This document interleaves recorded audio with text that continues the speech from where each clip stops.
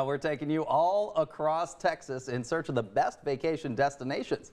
Good evening. I'm Chase Menendez. And I'm Gian Kim. Tonight we trek way out west to Terlingua Ghost Town. You know, it's one of my favorite places. Some call it the last best place. Take a look. Well, doggy.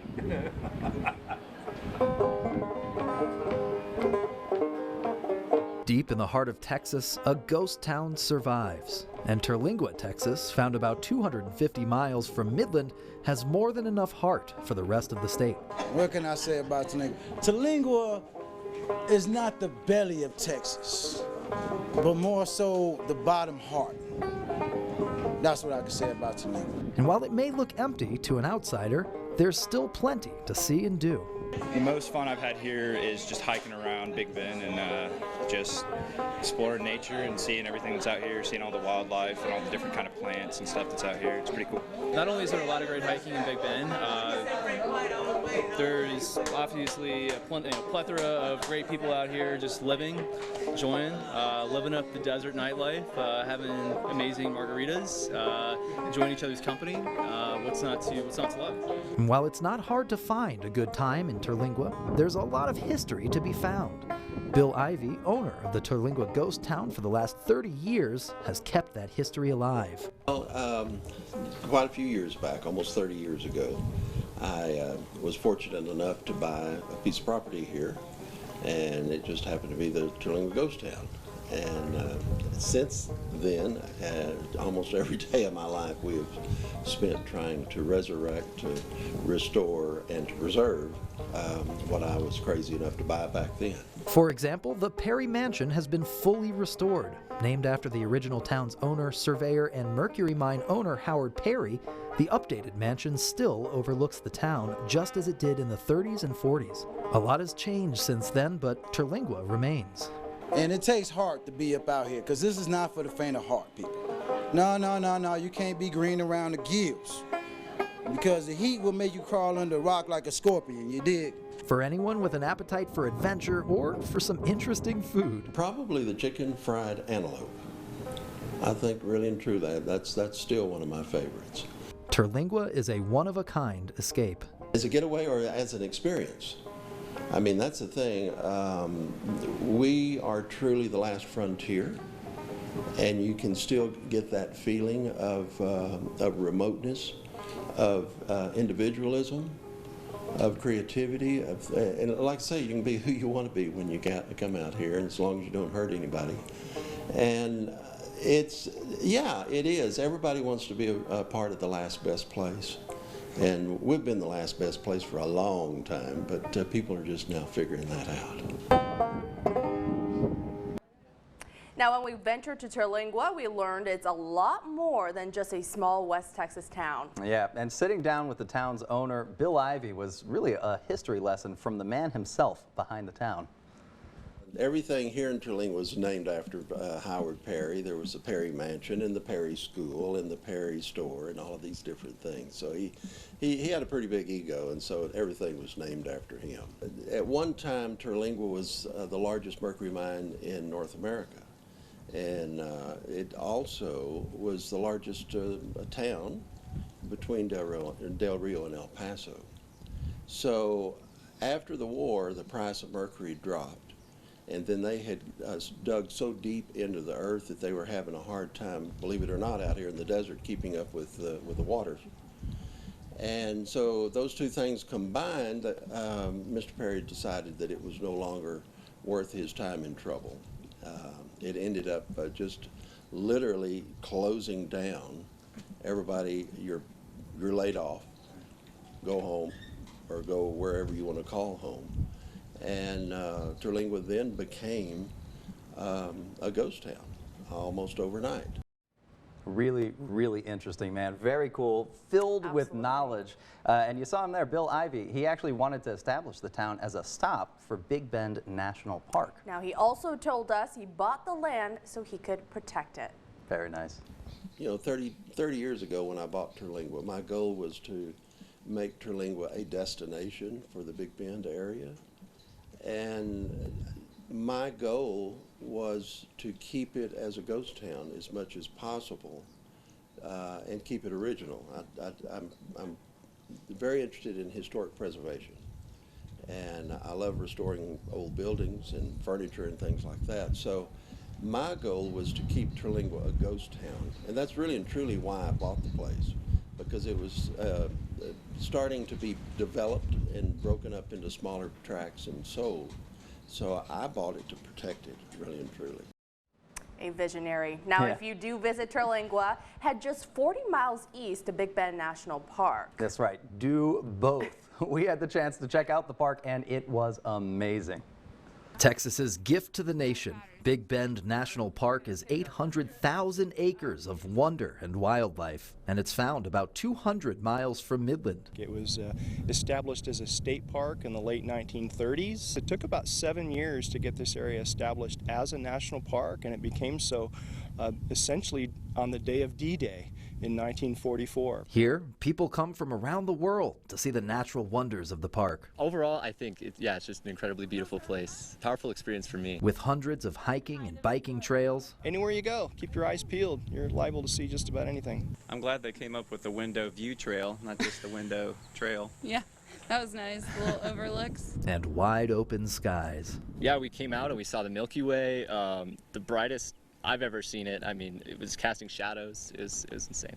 Many experiencing the park from the comfort of their cars. And maybe do some scenic driving in the comfort of your car during the heat of the afternoon. And wildlife that you may not find anywhere else. Big Bend has more species of birds, more species of reptiles, more species of cactus, and butterflies, and ants, and scorpions than any other national park, and more species of bats than any other national park. It's very hard to find black bears anywhere in Texas, but here in Big Bend we have a resident population in the Chisos Mountains. And just make sure to stick to the trails and bring a lot of water. You know, we recommend people have maybe a gallon per person per day as they're hiking around in the park, and then, you know, when you get back to your car, you should have none of that water left. You should be drinking that water as you go. You can enjoy historical sites, you can enjoy amazing geology, you can get out and hike a trail, you can get out down along the river.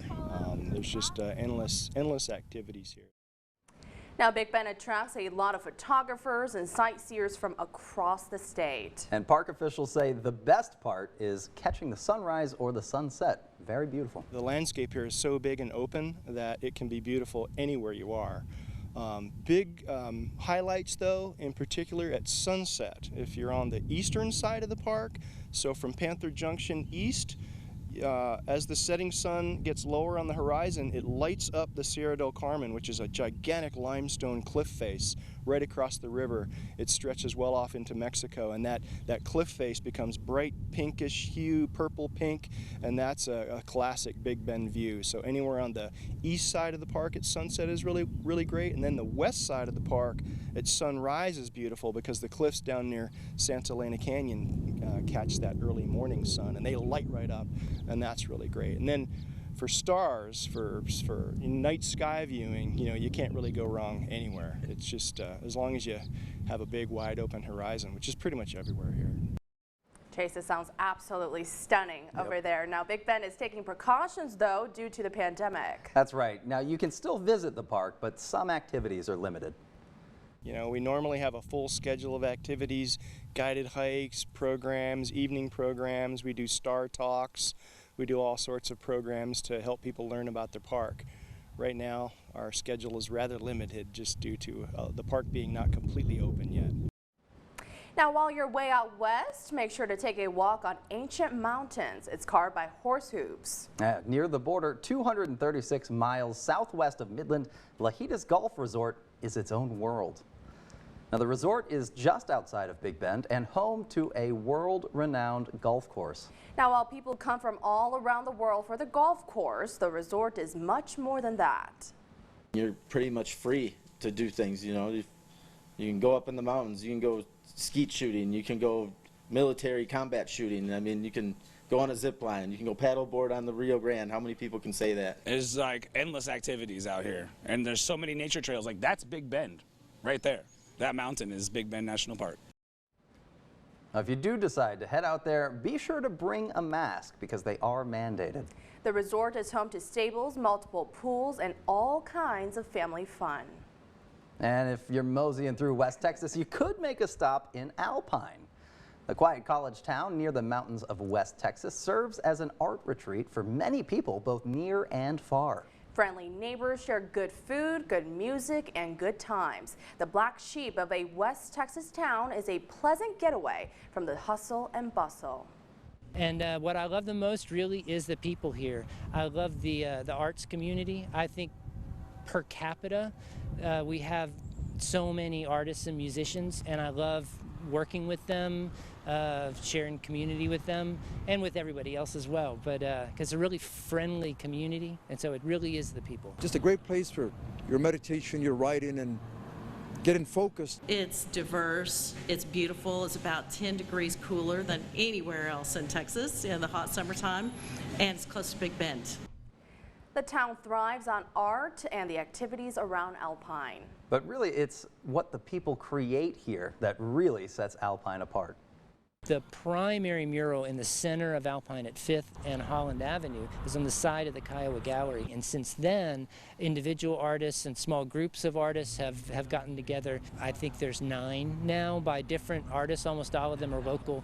And it's a really wide range of approaches that you can see in one little place. If you head down to Alpine, be cautious. Officials are encouraging you to follow all CDC guidelines. Yep, Brewster County, home to Alpine, Big Bend National Park, Terlingua, and the Lajitas Golf Resort is requiring visitors and residents to wear masks. It's almost like you're transported back to that time. Coming up, we're headed to a town frozen in time. That's a town where you can take your family in Big Spring when we come back.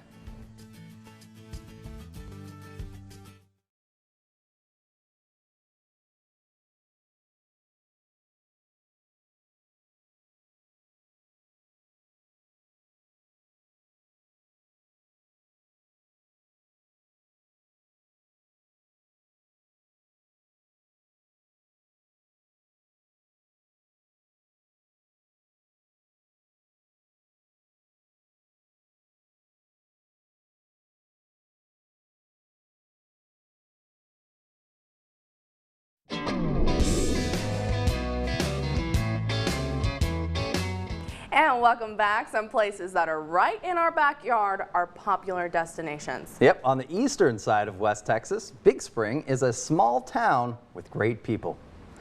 The town sprung to life in the late 20s and early 30s of the last century. Originally, it was a rest stop with, you guessed it, a big spring. And now it's home to a state park and the world-renowned Hotel Settles. Comes from the historic spring, which is located in Comanche Trail Park. Just a really interesting town, beautiful historic downtown that is steadily developing more and more. The linchpin of that was the Hotel Settles, kind of got it all started. Just when you walk around this property, you feel the history. Our ballroom is actually renovated to its original state, from weddings to special events that happen at Hotel Settles. It's almost like you're transported back to that time. The sun rises, the sun sets, the view off the 200-foot bluff correlating with that is really, really incredible. Now there's a lot to see and do in Big Spring. But I'd say the glue holding it all together is the wonderful atmosphere and, of course, the people. What I really like about Big Spring is the people.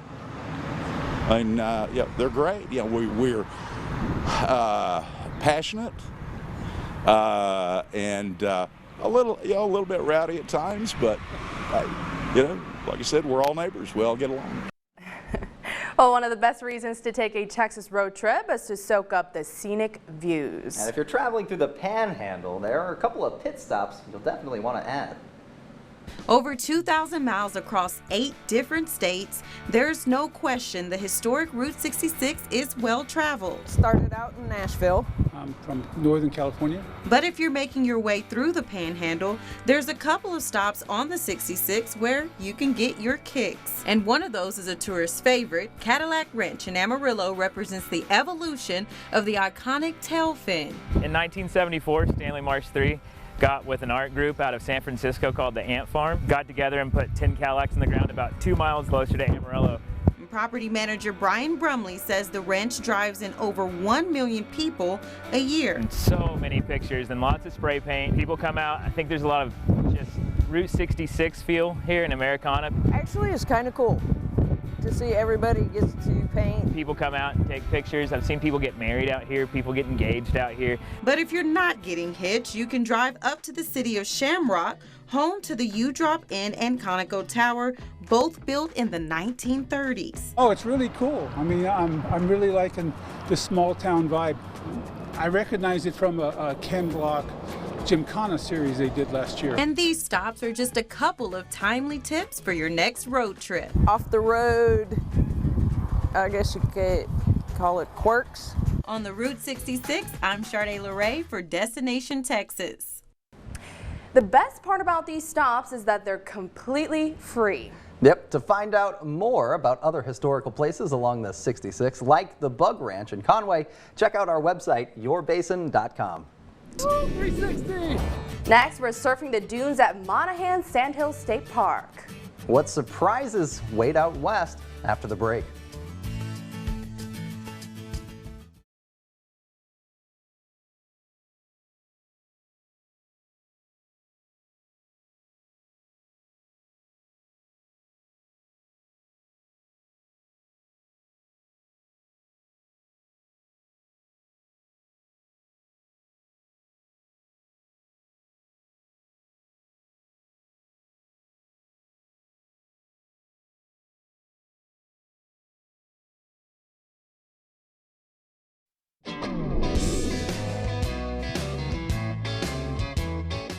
Tucked away right outside of Monahans is a hidden West Texas gem. The Sandhills State Park, and it's just 34 miles west of Odessa.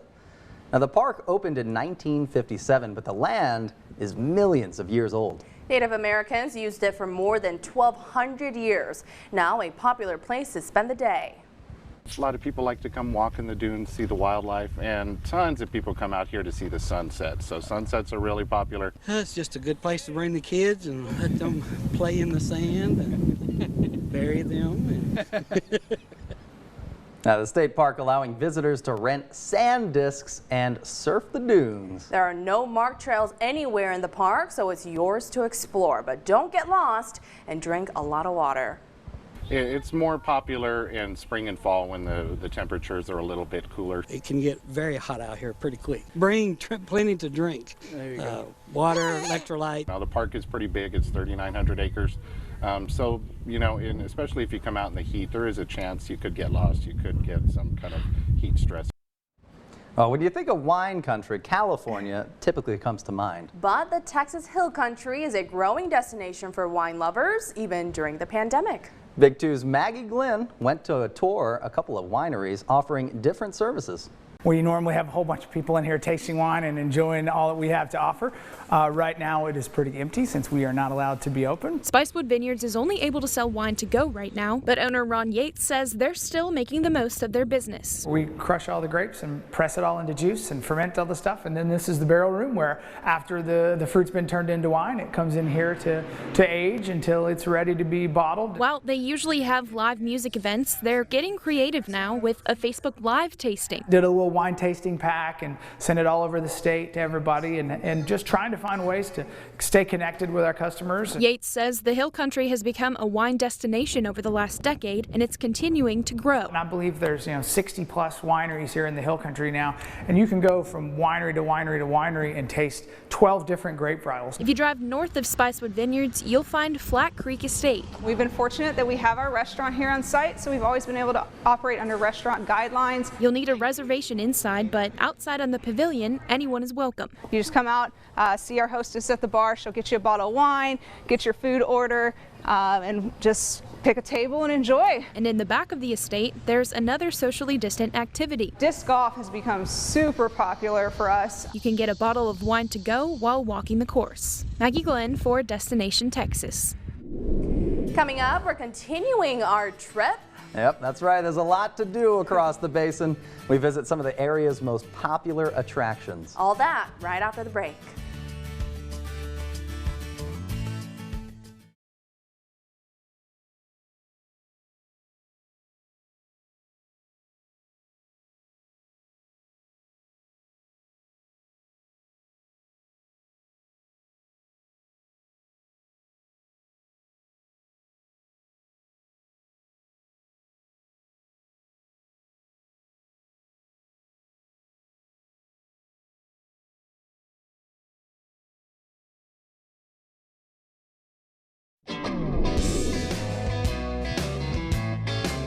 And welcome back. There's a lot to do all across our area. Yep, some places you may not even know about.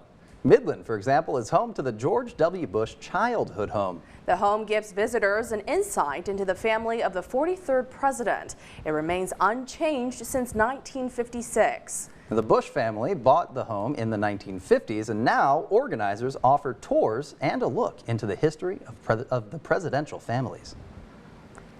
Across the street, the Museum of the Southwest. Right now, visits and tours are being done by reservation only. The museum was established in the 60s by the Junior League of Midland. Now on 5 acres and in 4 buildings, it's home to a planetarium, 17,000 pieces of artwork, and dozens of community events.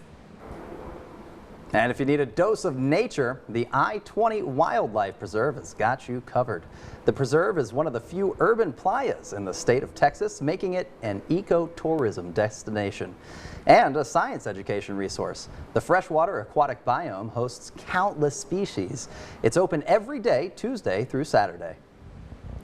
If you want the chance to look back and honor those who served, head out to the Midland International Airport. MAF is home to the memorial honoring Vietnam veterans. It features sculptures, a picnic area, and playgrounds. It's open to the public anytime you want to visit. And Odessa is home to another very unique West Texas attraction, the Meteor Crater. Their slogan, "It came from space." The national landmark is considered one of the largest impact craters in the country. And although erosion has filled in much of the crater, the museum inside shows some of the meteorites that were in the crater, thought to have come from the asteroid belt between Mars and Jupiter. Another look back into history. The University of Texas at the Permian Basin is home to this Stonehenge replica. Although the original took 2,000 years to complete, this one went up in only 6 weeks. Permian Basin Stonehenge is slightly shorter than the original, but it's exact in horizontal length and astronomically accurate. Visitors are welcome anytime. Now, if you're a lover of the arts, we have a stop for you. Odessa College is home to a replica of the Globe Theatre in England. The idea came from an Odessa High English teacher. Now, every year, the International Shakespeare Festival performs here. Every year for 50 years, community events, plays, and classes have all taken place in the theater. Now, one way to escape this triple-digit Texas heat chase is to go underground. Yeah, that's a good idea. Inner Space Caverns in Georgetown is a perfect spot to cool off and explore the wonders of nature that lie under the Texas Hill Country. Now, here's a glimpse inside. Hello everybody and welcome to Inner Space Cavern. I will be your tour guide today. Inner Space Cavern, you can come and take multiple different tours of a natural cavern that has been carved out by water over millions of years. This is called the Scalloped Ceiling. Here is the flowing stone of time. We do estimate that it's up to about 400,000 years old. The types of things that you see in pictures in National Geographic. There's part of a tusk back up here. All of these animals on the wall, we found bones from them down here in the cavern. I think that this is the prettiest looking room on the tour. The best part are the big rim pools that we have in here with this nice crystal clear water. My personal favorite thing in the entire cavern, the cave volcano. Active volcano, y'all be careful. This big flat one right here is called cave drapery. Those are called soda straws. And they're called that because they're completely hollow in the center. You get a tour guide that tells you everything that you need to know. Another name that some people like to call them is a pillar. I don't like to call them that because we are in Texas, obviously. And here in Texas, pillars are what we lay our heads on at night. Has lots of really good dad jokes to go along with it. Sometimes they call it the Aggie sundial. The castle balcony, it's a great place to bring the family as well. This big vanilla ice cream cone, it looks pretty tasty, kind of melty there, but that's okay, I would still eat it. It's just awesome to be able to come down here and see what nature has created on its own. It's very rewarding when people come in here and I can see on their faces that they're really impressed. I get to share that with them. You always see something new and there's always just a little bit of that, oh wow, look at that, every time you come in. Now, the caverns are open Monday through Friday and they're practicing COVID-19 guidelines. Now stay with us. We'll be right back after this break.